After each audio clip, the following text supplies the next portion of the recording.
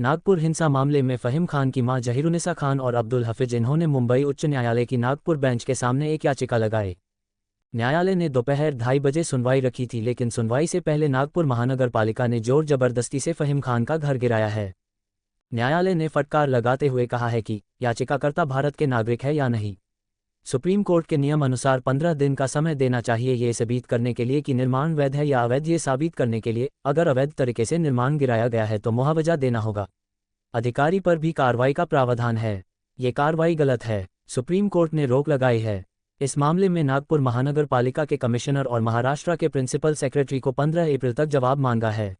न्यायालय के सामने फ़हीम खान की माताजी जहीरुन्निसा खान और अब्दुल हफीज़ इन्होंने याचिका दायर की और 10:30 बजे सर्कुलेशन मेंशन किया सामरे साहब और विशाली जोशी मैडम के सामने। तो उन्होंने 2:30 बजे सुनवाई रखी थी, लेकिन सुनवाई के पहले ही नागपुर महानगर पालिका ने जोर ज़बरदस्ती से मकान फ़हीम खान का गिराया है। और उसके बाद जब याचिका पे सुनवाई हुई 2:30 बजे तो कोर्ट ने फटकार लगाते हुए प्रतिवादी को ये कहा है कि ये याचिका करते भारत के नागरिक है कि नहीं।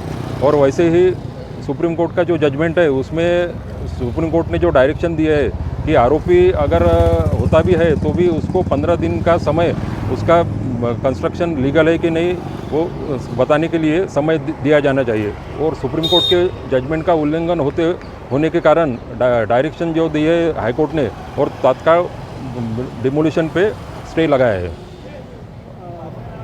हाँ, और फ़हीम खान का जो मकान ऑलरेडी जो गिरा चुके हैं तो उसके लिए सुप्रीम कोर्ट के जजमेंट में तरतूद है कि अगर इलीगल तरीके से किसी का मकान गिराते हैं तो उसमें मुआवजा देने को बाध्य है जो कंसर्न अथॉरिटी है।